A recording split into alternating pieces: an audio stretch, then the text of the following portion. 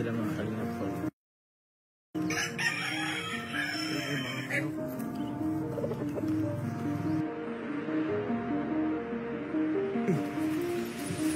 Good afternoon. Kamusta? Good afternoon. Thank you po. Tay, kumusta tay? Mabuti po. Okay naman po. Ha? Nay, generous. Bisa na ako nabisa kayo. Oh, blessed na kuya. Kumusta po, Nay? Oh, nag-appear siya. Oh, blessed na lang, blessed. Blessed. Thank you. Duduyan-duyan pala kayo dito po, Nay, kumusta po, Nay? Kakano lang po kayo dito? Opo. Ayos po ang mga nagduduyan-duyan kayo, Sino nag-ano yan? Gumawa ng duyan? Si Papa? Ito, rin sa'yo. Uy. Parang ano yata yan sa ano? Sa folding bed nga yan, oh. Ginawa niya ng dayang yung folding bed. Oo. Sila kuya, dyan sila. Nagkasakit sila, tapos dyan na lang po sila nag-ano? Naghihiga. Naghihiga. Nay, kumusta na Jenny Rose? Buti naman po kuya. Buti naman po. O, kumusta po? Nangalakal po kayo ngayon? Hindi po kuya kasi sira po yung ginagamit kong padya. Ay, po, bakit ano po nangyari? Sumabog po kuya nung nangangalakal kami. Tulak po kami pa uwi. Ay, siya?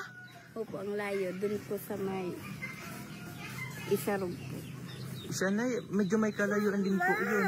Ano pong nangyari? Ba't po sumabog? Bigla na lang po kuya sumabog. O, mga kalingap tayo, upo muna. At iinano po muna sa yung anak. Kasi pupunta daw siya doon kay tatay. Naiyak. So, Nay, kumusta po? Paano po nangyaring sumabog po, Nay? Yung Bigla yung gulong? na lang po kuya nagsiwit. Nagsiwit? Opo. Baka po masyado ng marami na po yung ano nyo. Di naman po kuya, kunti pa lang, hanggang pa lang para piraso pa lang ng karton sila. Ilang paraso pa lang karton pero sumabog na agad. So, karton pa lang po ang nalalagay nyo po doon. Baka po, Nay, sobrang nipis na po siguro, Nay. Baka po, kasi matagal na po yan sa amin. Ay, siya po, matagal na rin po yata hindi napapalitan. Magkano po ba na yung gulong po? Hindi ko po alam po yung asawa ko may alam yan. Kasi siya nagbibili ng mga gamit niya. Kailangan din po natin bumili ng gulong po yan, di ba?